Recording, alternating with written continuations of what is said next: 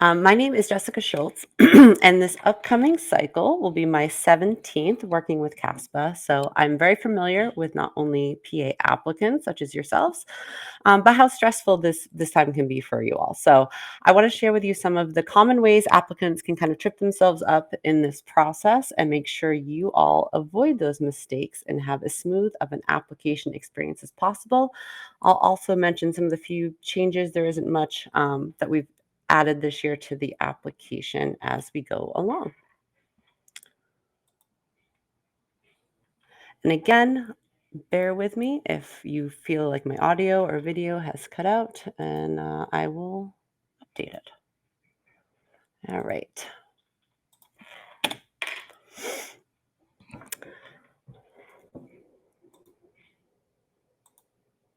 The best way to avoid unnecessary mistakes is to prepare for the process before you apply. And the more preparation you do, the fewer surprises you're going to have down the road. And surprises are stressful. So, how do you best do that?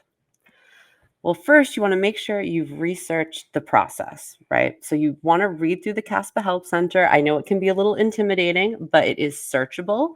So you want to kind of take a look at that. There is kind of a CASPA overview at the beginning that's helpful.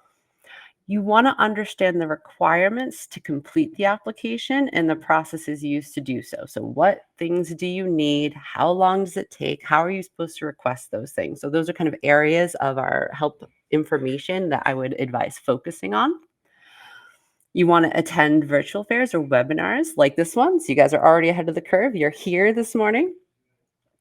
And definitely ask questions, but preferably ask them from CASPA staff, right? I know that there's a lot of YouTube videos and Reddit threads and all that stuff. And while talking to your peers is helpful, sometimes that is also how rumors and misinformation get spread as well. So if you're not sure, it's probably best to get that information from the source, whether that be CASPA or the school you're applying to.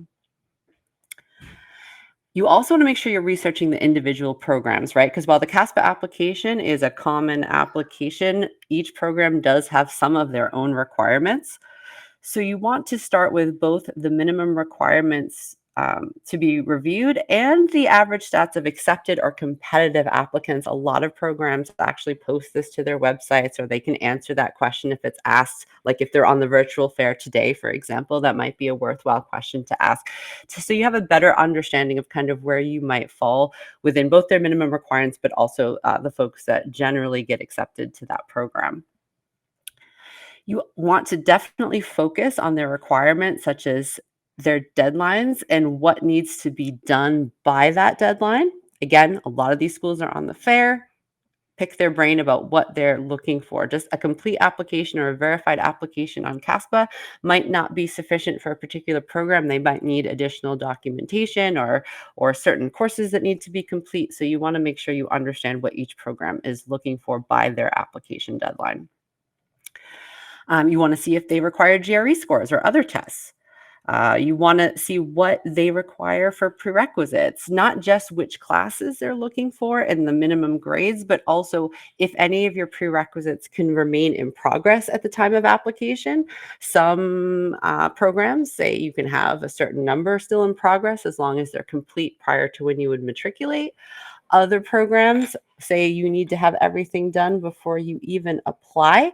So it's definitely something to be aware of before you submit to your program.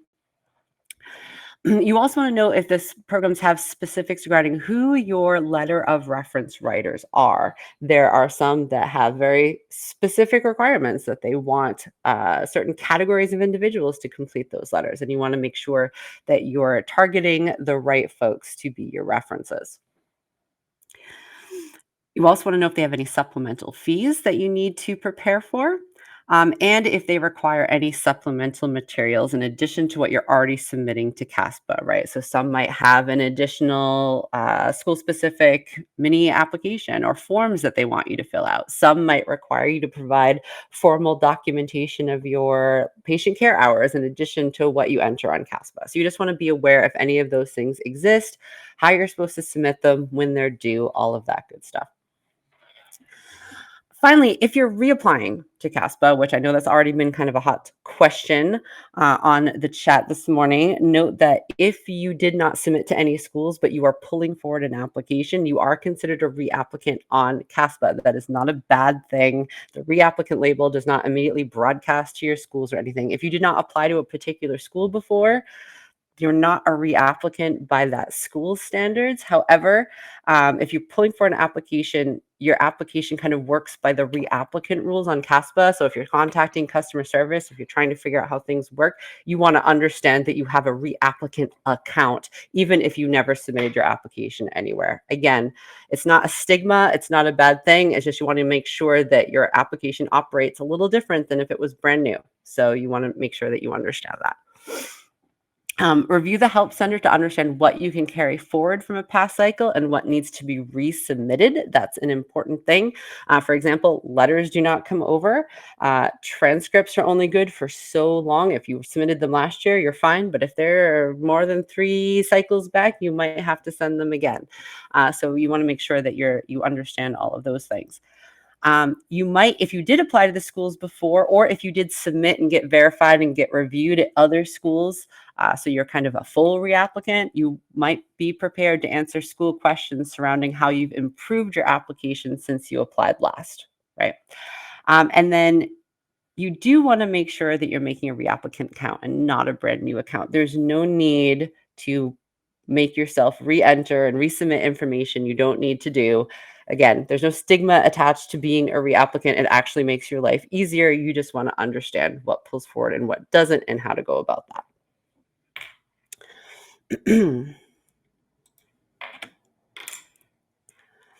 All right, the best way to avoid unnecessary mistakes, right, other than your kind of pre-research, is to prepare for the processes you're going to encounter before you apply. So the more prep you do, the fewer surprises you're going to have. And I also want to make sure that I'm looking at my right stuff. You want to put time on your side here. The more time you give yourself to complete the application and allow for processing, the less stressful things are going to be. So you won't find yourself scrambling at the last minute, when your deadline's kind of looming over you. So let's talk a little bit about how these timelines work so that you can understand them a little better. So for the current cycle is called the 2024-2025 application cycle. It runs from when we opened on April 25th, right, through April 1st, 2025. That's kind of the boundaries of the application cycle when this account you currently have on CASPA is valid. The date range that the application's open is not when you would attend the program. I haven't gotten that question in a long time, but that is sometimes a point of confusion for applicants. What does that date range mean? It's just the range that the application's open and that your current account is valid. The deadlines for each of your programs fall inside of that. So I believe our earliest deadline is June 15th. There's like 1, maybe 2 programs that have that. There's a couple in July, and then the bulk of the application deadlines come in August, September, October. Granted, a lot of schools do review applications as they come in on a rolling basis, so you want to be aware of that as well.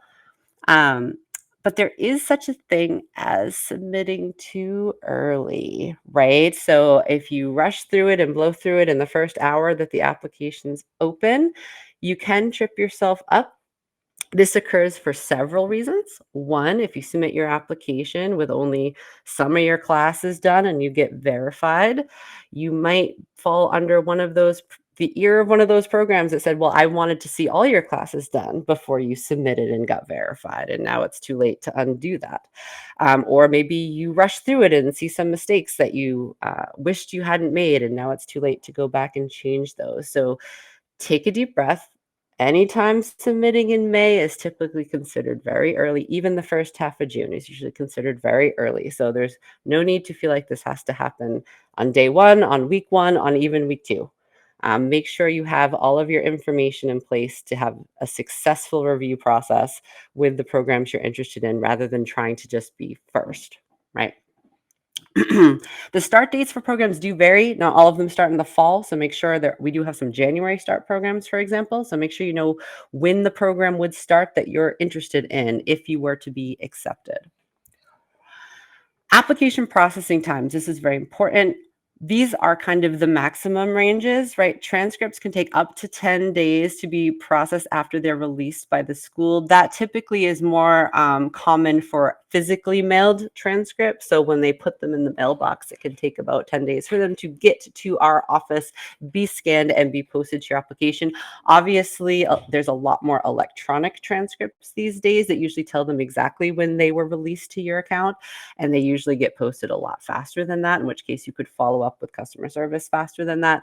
Just some timelines to be aware of. Professional transcript entry, or PTE service, that takes up to 10 business days after not only you pay for it and you submit to one program. Those are two different things. You pay for the service and you submit to at least one program. And the final transcript that you're required to have has to be received and posted to your application. So there's three things that have to happen before that 10 days starts counting. That is also often a point of confusion for applicants. So make sure PTE is optional. You don't need to do it. You can do your coursework yourself. If you do want to order it, though, make sure you have the time and that you're monitoring that all those steps happen before that 10 business days will start, that you have time before your deadline to get that done. Verification can take up to 2 weeks after the application is complete. A CASPA complete application, which puts it in line for verification, means that all your transcripts are posted, at least 2 of your letters of reference are completed, and if you did order PTE, not only did that work already get done, but you approved it. Okay. So there's a whole bunch of things that have to happen. Now, 2 weeks is, again, overestimation. A lot of people get verified within a couple days, right? It happens fast. And that's, again, when I talked about submitting the application too early, that we definitely have a lot of people who said, "Oh, I didn't think I was going to get verified that fast. I submitted. I thought I had time to maybe still get some extra grades in, or I sent another transcript." It's like, you could get verified same day. You don't really know.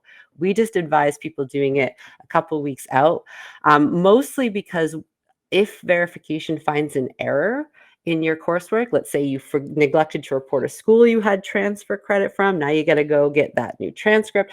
You want to give yourself kind of time to correct mistakes they could potentially find. That's really the reason that you want to get things in early, but don't assume that that lengthy wait period is going to happen in between if you're trying to squeeze something in between. All right, so it's a little bit of a balancing act there. PA program timelines and reviews. Okay, as I mentioned earlier, a lot of programs do have rolling admission and they review applications prior to their deadline. It's not unheard of for a program to accept its entire class before their deadline. Not the general rule, but it does happen. So this is a relatively early part of the cycle. It's probably not something you need to worry about at the moment. But as the cycle goes on, if you're going to add additional programs to apply to whose deadlines have not passed, it is often worthwhile to contact that program and just ask if they still have available seats before you apply. They don't necessarily tell us if their class is full, and they don't necessarily shut down their deadline and stop accepting applications if their class is full.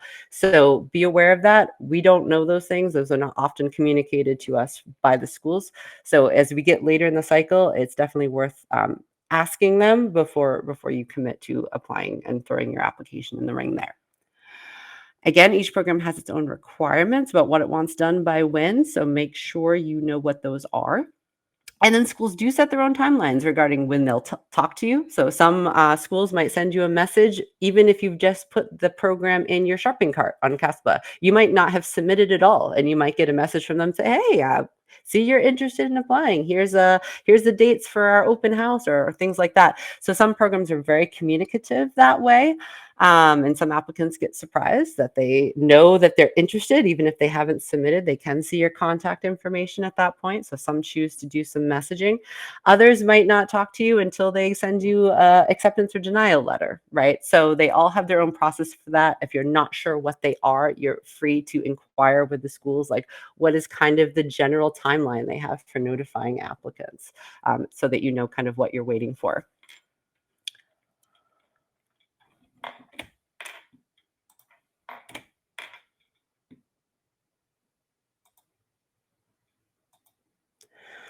All right.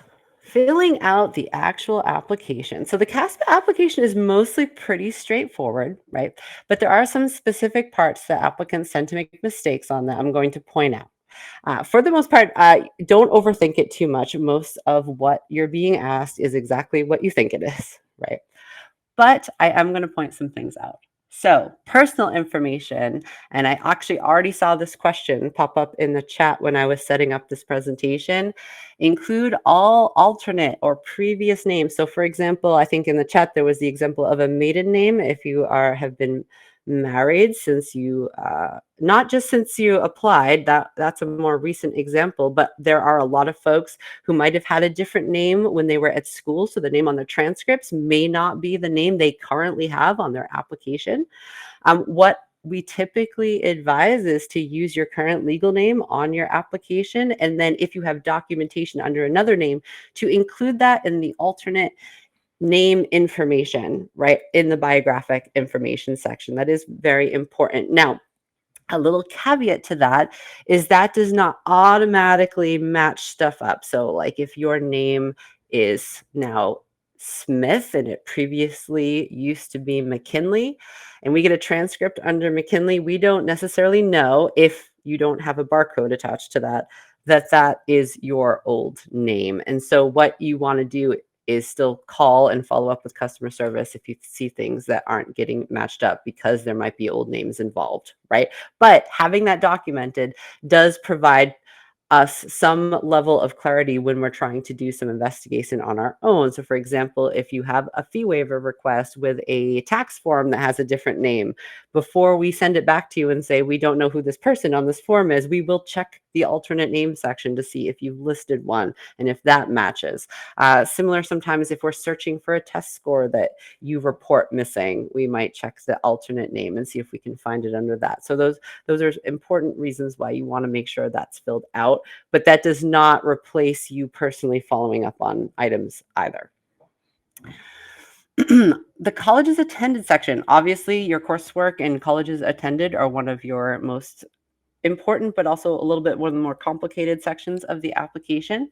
You want to list all the schools which awarded you college credit. So even if you got college credit from a college while you were a high school student, a dual enrollment class is what those are typically called, you might never have set foot in a college. You might have no idea you have a college transcript. I know I took an art class in high school that gave me credit for Boston College of Art. I've literally never been there in my life. Yet if I applied to CASPA, I would have to list that as a school I attended and actually get myself a transcript from Boston College of Art. Even if it has nothing to do with the PA profession or your prerequisites, it needs to be reported separately on CASPA with its own transcript.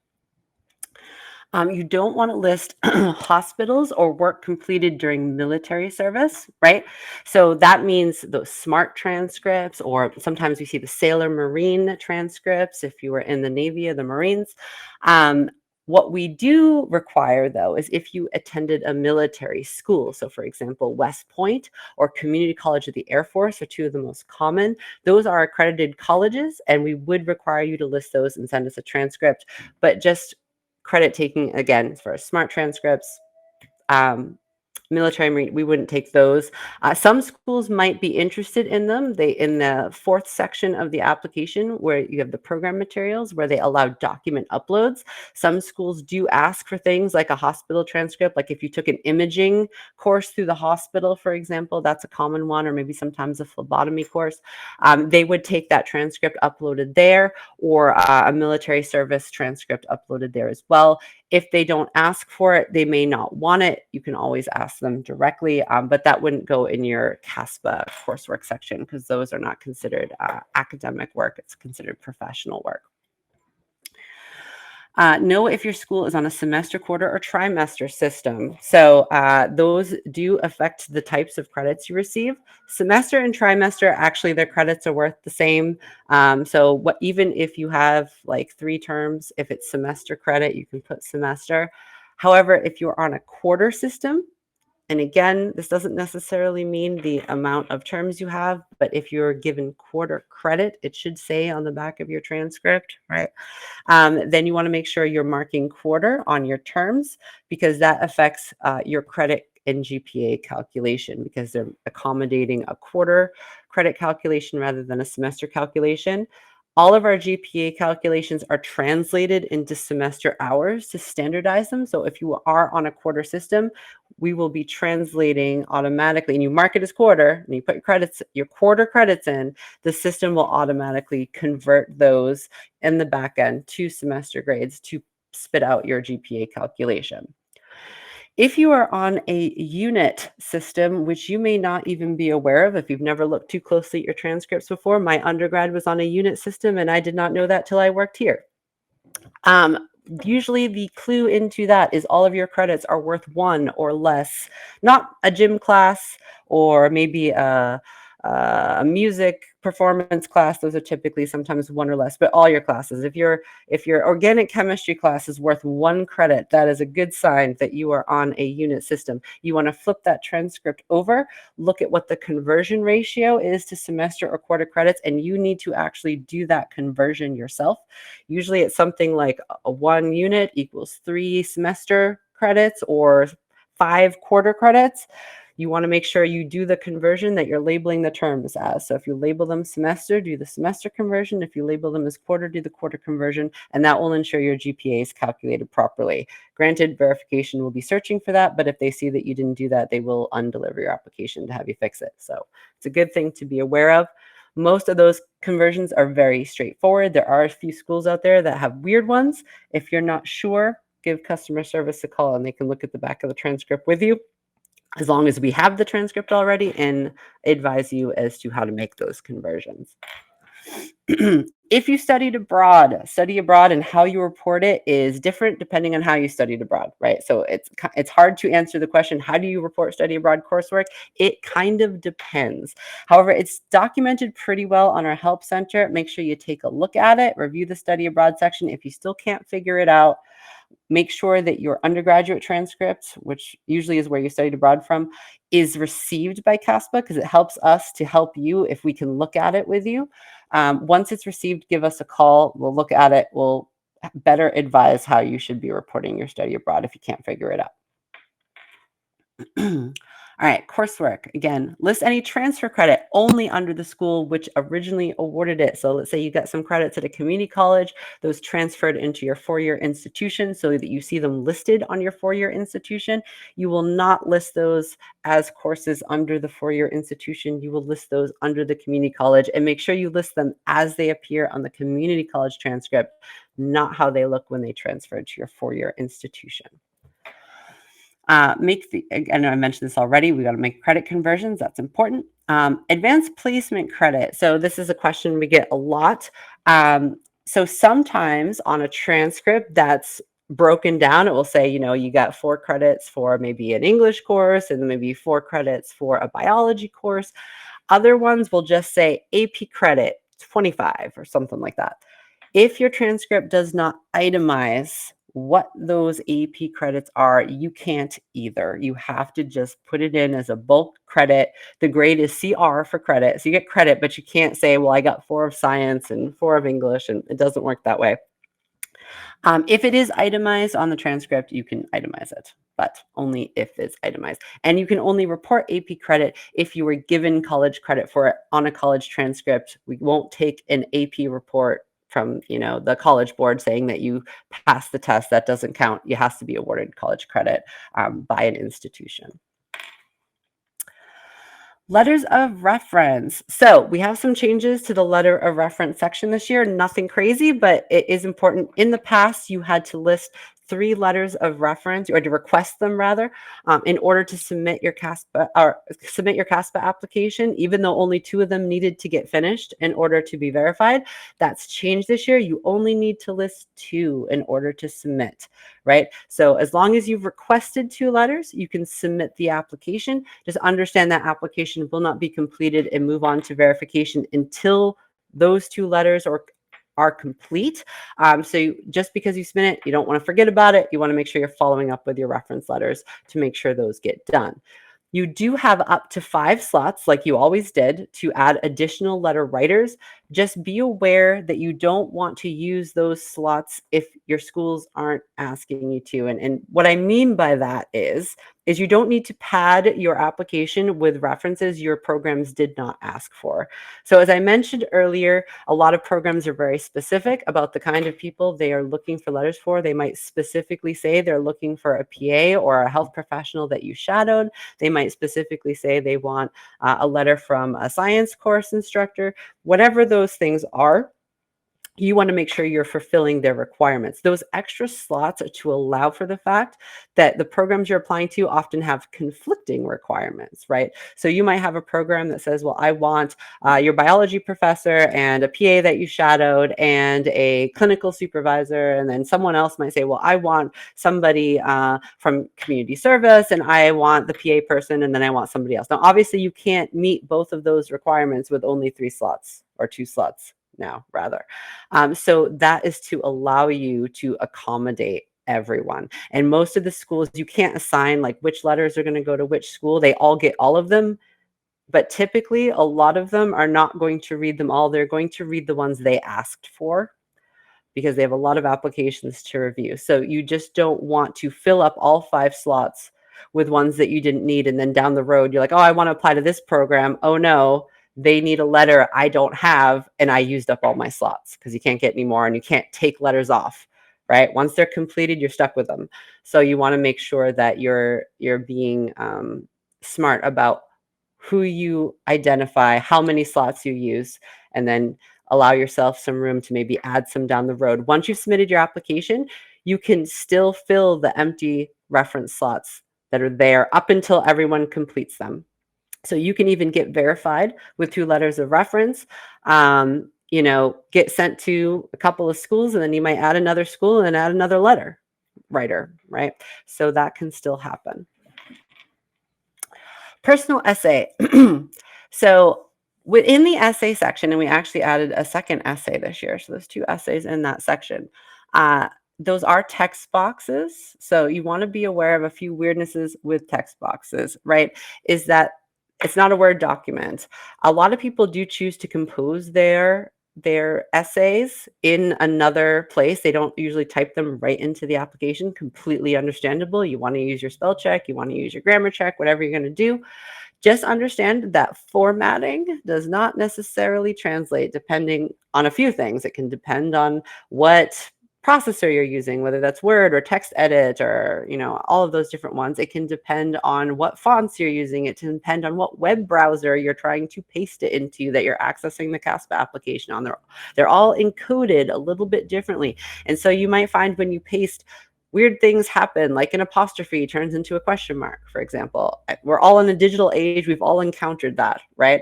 And so there's a few things to keep in mind. One, it doesn't usually accommodate indents. So the best way to separate paragraphs is just do a double return in between and just do blocks of text that way. The other thing that I advise always doing is if you dump it in there, save it, navigate to another part of the application, then come back. Sometimes those weird encoding things don't show up when you just paste it. Sometimes it takes kind of like saving it and the system refreshing to actually translate those, potential punctuation into like weirdness. So it's important to go back and take a look at it. It's also always wise, just in general, to not put your essays in, assume they're all good, and move forward. Even if you had someone look at it or you looked at it on the separate document, go back to it with fresh eyes on the application itself and make sure it all looks good. Do a second round of proofreading, right? And before you do it, once you submit your application, you can't go back and fix it. We always hate getting those phone calls. It's like, I misspelled something. We can't fix it at that point. So just make sure that you do all your proofreading there. Experiencing, when entering weeks, hours, you only want to put in the ones that you've actually completed at the time of submission. You might have a job and expect to do 100 more healthcare hours between now and September, but what happens if you get sick or that experience falls through and those actually don't get done. So what you want to do is when you're reporting hours, they're only looking for the ones that are done as of the time you are submitting your application. You can, however, mark the experience as current or continuing or in progress. And in the text section where you talk about your experience, you can also describe your anticipated time commitment. You're like, I have this job until this date. I have this many hours a week. I expect to complete by whenever, so that your schools are aware of that. Program prerequisite matching. This is a big one. You want to meet and not exceed the requested prerequisite courses, right? That the programs are asking for in that particular program section. We see this all the time. Someone asks, they want a math course, and the applicant goes in and matches 15 math courses that they've taken, because you are able to match more than one. You don't want to do that. The schools are looking to calculate a prerequisite GPA. They don't want to replicate the CASPA GPA that you've already gotten calculated. So if you dump all of your courses into prereqs, then you're just replicating your CASPA GPA, and that really annoys them. They hate it. They get mad.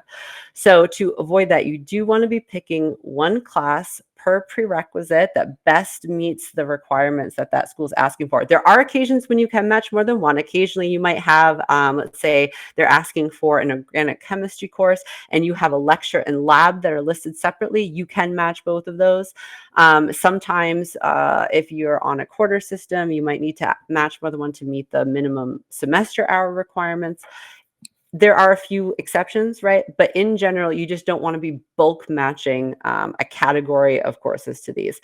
If you're not sure exactly what the school is asking for because they were vague in their description, and you really are lost about what you're supposed to be matching, you can reach out to the school and ask for clarification about what they're looking for.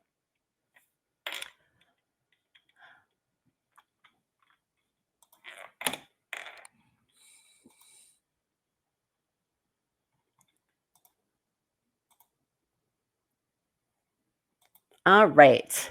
CASPA processing timelines. We talked a little bit about kind of timelines in general, but it's also important to understand the CASPA processing timelines when you're kind of making your game plan for completing your application. So let's take a look at these. Applying for fee waivers. I know that's a hot topic when we start the cycle every year. You do have to request a fee waiver prior to submit to any program, right? We do have fee waivers available. There are need-based fee waivers. They are calculated at a certain percentage of income for a size of family. So they go off of your tax return. And for the current cycle, we are reviewing your 2023 federal income tax return. So don't send your state return. We get those sometimes. Don't send your W-2, which is that tax form you get from your employer. You want to be sending the 1040 that you filed or that a family member filed with you as a dependent for the 2023 tax year.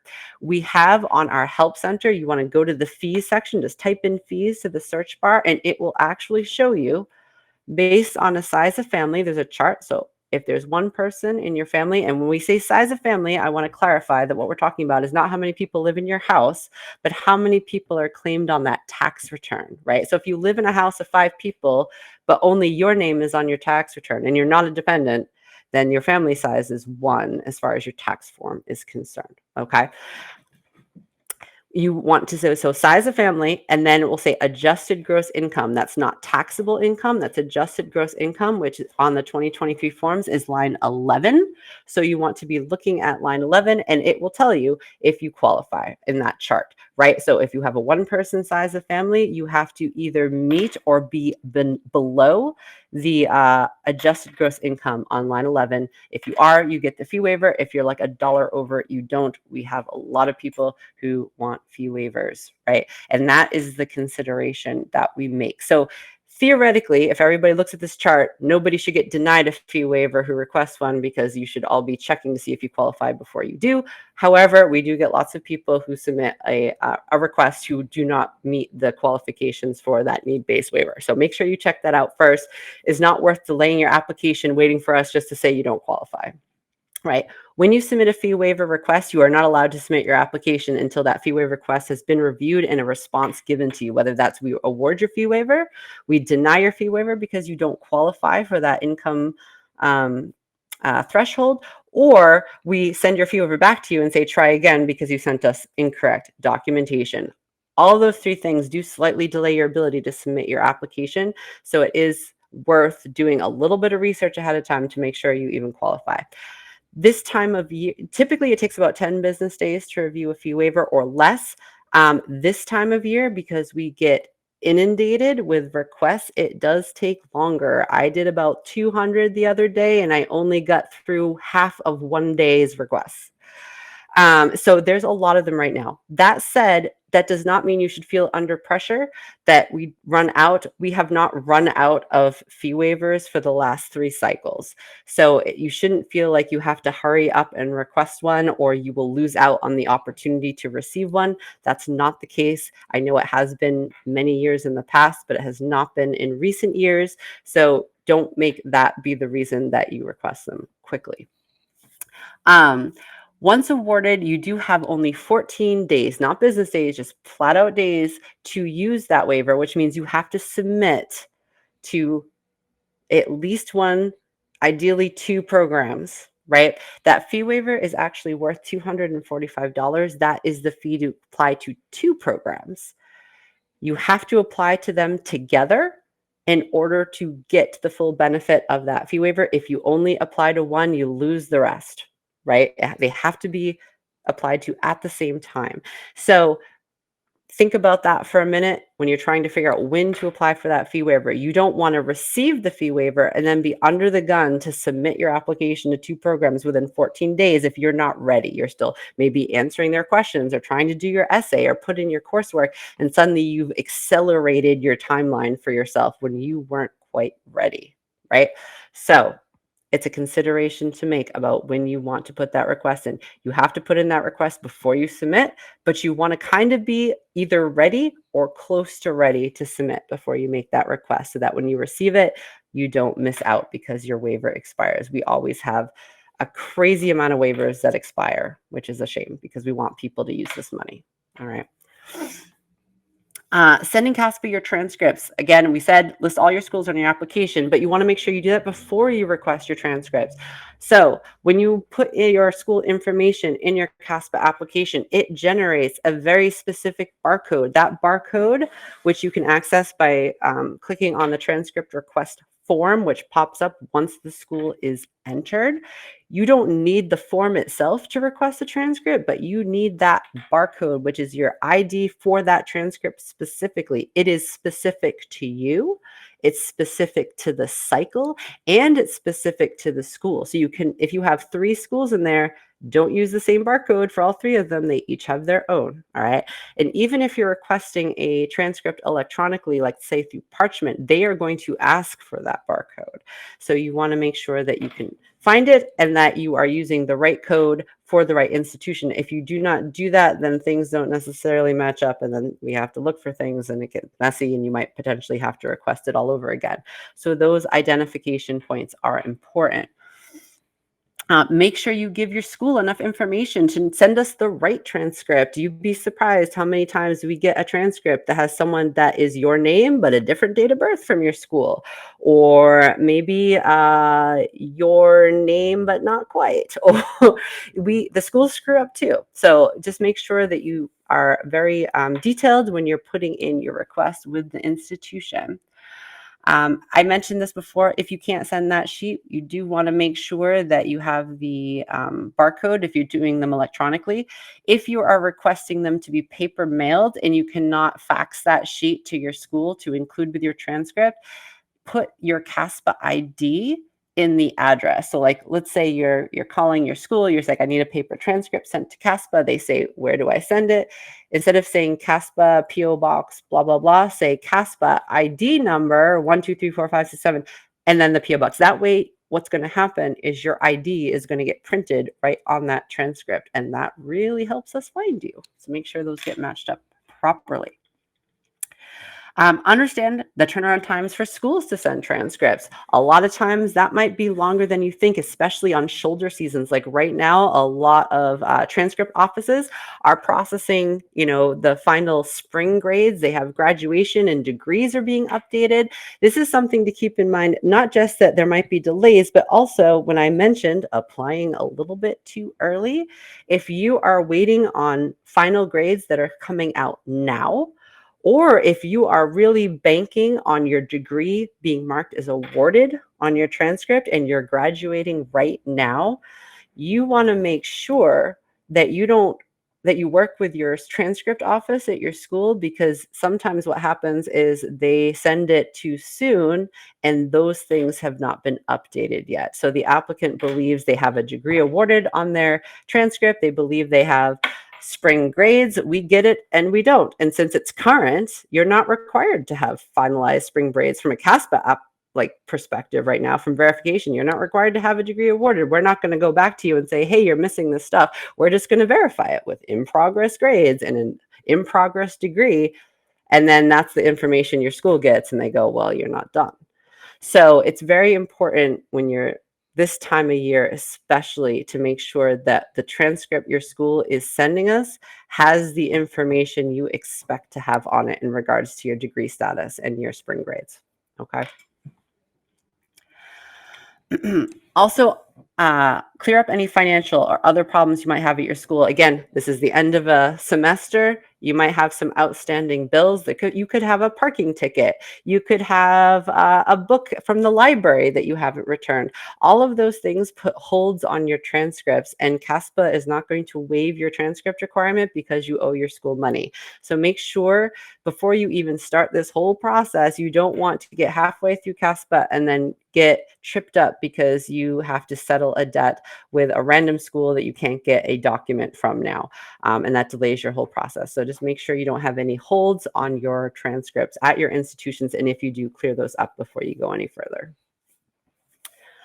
All right, professional transcript entry, that's PTE. Again, this is optional service. You can pay to basically have someone data entry your coursework for you. If you order this, right, that fee does not include requesting your transcripts. CASPA is not going to request your transcripts on your behalf. All this fee covers is someone typing in your classes and your grades. It does not mean that they verify that it's right, meaning that if they see that you have transfer credit from some other school you didn't report, they're not going to check that and follow up on it. That's going to happen down the road on verification. They're just going to put in what you ask them to put in. They're not going to get the transcripts for you. You're still responsible for sending those to us. And it does not include the fee for applying to a designation, which you need to do before that transcript entry work is even going to be done. So again, it doesn't absolve you of those things, and you want to make sure that you get everything in a timely fashion so that work can get done quickly and doesn't delay your application. Also, once PTE is done, you have to actually go in and approve it. And if you see any problems with that work, you have to be in contact with CASPA customer service to clear that up before you approve it. And all of that can delay your application moving on to verification. So you want to make sure you're on top of that. You're waiting for the notification that the work's done and that it's waiting your approval, and that you're communicating back and forth, and that you're not kind of out to lunch about the status of your application just because you're having someone else data entry it.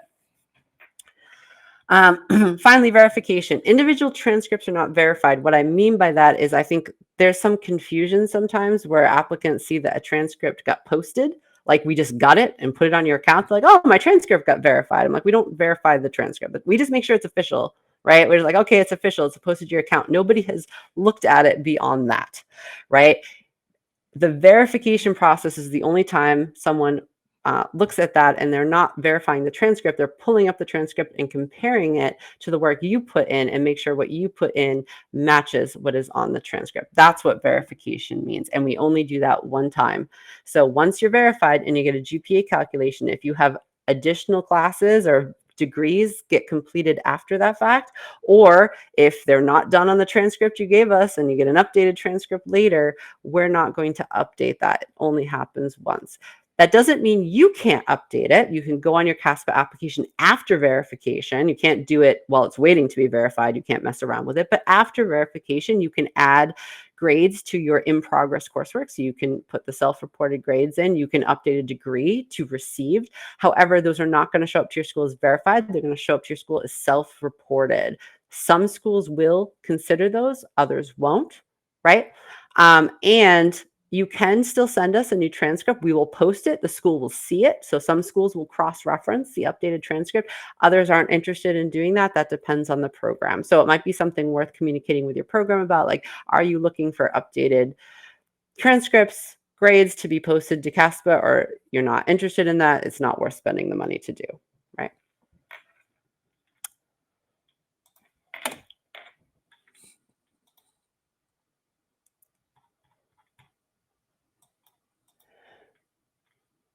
All right, we're almost done here. Okay. Finally, understand that filling out your application and submitting is only one step of the process. It's like the start of your journey, right? I know I've kind of alluded to this earlier in this presentation, but I can't emphasize this enough, that it's your responsibility to shepherd your application's journey on CASPA until it gets to the schools. And I think so many applicants, unfortunately, have this thought process that's like, oh, I paid my fee, they're going to take care of it for me. And that's really not how it works, okay? Submitting it and forgetting it is like the biggest mistake we see applicants make. So how do you keep on top of your applications process after you submit it? So let's take a look at what the statuses mean. There's a check status tab on your application. You want to be keeping an eye on that. It's very useful, but it's not the only tool to figure out what's going on. The statuses you see there, right, are one of the following. So in progress, that means you're filling out the application. You're ordering your transcripts, your test scores, you're requesting LORs. You have not submitted it anywhere yet. So you haven't locked in, you haven't purchased. If you consider like putting your schools, kind of listing them, is kind of like putting them in a shopping cart, you haven't checked out yet, right? Received means that you have submitted the application to at least one program and paid your application fee to that program, right? But not all the materials that CASPA needs to process the application have been received, right? So maybe we don't have all your transcripts. Maybe we have only one of your letters of reference and we need two of them. Maybe you've submitted, but we're waiting for your professional coursework entry to be done, right? There could be any of those things. So that's what that means. This is also what that blue deadline means on our participating programs page. Schools with a blue deadline have a received deadline. I mean, they just want to see that you've submitted to them by the deadline. They're not looking for all these other things to be done yet. That doesn't mean there's not a date at which they do want those done, but they doesn't need to be done by their deadline. You should be keeping an eye on your application, following up to make sure those things come in. And if they're not, you want to go after them, whether that means contacting us about a transcript, contacting your reference center about a letter, all that stuff. Complete means that you have submitted to at least one program, all your transcripts are posted to your application, and at least two of your letters are in a completed status. And if you got PTE, not only is it done, but you approved it, right? It also means you're in line to have your coursework verified and your GPA calculated. So you're now kind of in that verification queue, we call it, right?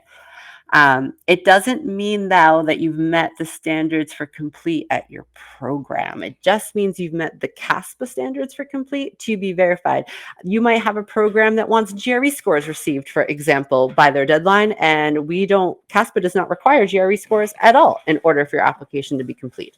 So there are items like that you want to make sure that you're still taking care of and making sure are received, even though you have a complete status at CASPA. This is also complete is what the orange deadline on participating programs means. If you have a school with an orange deadline, they want to see that you have a complete date at CASPA and met our standards for complete by their deadline. It also is worth asking if there's other specific stuff to them they want done by that date. Sometimes that's also true, sometimes not. They are the only ones that could tell you that. Verified is the green deadline. That means not only has your application complete, but it has been verified by us and your GPA has been calculated. Now, this is the final status for your CASPA application. Once it is verified, there's not really any other work that CASPA does on it. But again, you might have additional items that you're waiting to have come in that you still need to follow up with CASPA on. GRE scores is an excellent example. You can be verified and still be missing your GRE score. So if you're wondering where they are, you want to make sure you are monitoring your status menu for those to be received and to contact us if you don't see them. So there's still some follow-up you have to do, but that you won't see your status change once it gets to the verified state. And that's usually the last one that schools are looking for too in order to review your application. Not always, but generally. There are a couple other statuses you want to be aware of. The big one is undelivered, and that means your application has been sent back to you for errors found to the coursework section during verification. You don't want to let that sit. You need to take care of it right away. That means you need to make the changes that verification sent to you. If you don't know how to make those changes or you don't understand the message sent to you, contact CASPA customer service right away and they can go over it with you. You don't want to guess about what you're supposed to fix if you don't understand it, right? Once you have made the changes, you want to make sure you resubmit the application. That is so important. It's not going to get out of that undelivered status and go back to the verifier who was working on it unless you send it back in. It does not charge you another fee to send it back in, but you need to send it back in. The other weirdness here, though, is like the application will also let you add more schools to your cart and check out, but they're all going to automatically be in this undelivered status if you still got problems with your coursework session. You got to clear that up right away, okay? All right, last pieces of advice. We're coming down the home stretch here, okay? As I mentioned, do your homework about this. Know what your schools want, what documentation is required, what you need to send CASPA versus what you need to provide to the schools directly. Read through that CASPA Help Center. I know it's a lot, but there's so much critical information in there. I know there's going to be a lot of questions later on the chat today that we're going to be shooting out links to that Help Center just because it's documented so well there. Allow extra time to request those transcripts, those references, test scores, because schools screw up, the mail screws up, parchment screws up, references something happens, they have a family emergency, all sorts of things can happen. Build yourself some extra time in this process to accommodate that so it doesn't stress you out. Note that when you're submitting to a school, all of the deadlines cut off at 11:59 p.m. Eastern time on that deadline date. If you're in California, it's not going to cut off at midnight Pacific time. It's going to still cut off at Eastern time. So you don't actually have until 11:59 p.m. local time, right? This is true of all time zones. You need to accommodate it to like New York Standard Time, right? Also, don't wait until the literal last minute. I know I've had folks been like, but I pressed submit at 11:58. But here's the thing, you're going to press submit. Then you're going to have to put in some credit card information. You have to go through the whole payment process. By the time that payment gets sent, it's 12:01 and you're too late. So please, please, please do not wait till the last minute. It does automatically shut off at midnight. Don't have any wiggle room there. If you miss a deadline for any reason, your house flooded, your computer internet went down, all that stuff, CASPA cannot grant you a deadline extension. Only a program can, right? So plan ahead to avoid even needing to go to your program requesting one. But if you do, they're the only ones that can allow you to apply after their deadline passes. Understand how long it takes to get transcripts, process PTE, verify an application, understand those timetables, and make sure you're following up if they've passed and that you've built in that time if you're requesting things like PTE fee waivers, all that stuff. Plan to turn everything in at least 4 weeks ahead of your earliest deadline. That is always been the advice. You can definitely turn it in later and still make it. This is probably the least stressful way to do it, though, right? You're accommodating things like verification needing you to fix things. You're accommodating things like your transcripts not showing up like you expected. You're accommodating things like your reference not being on top of your letter.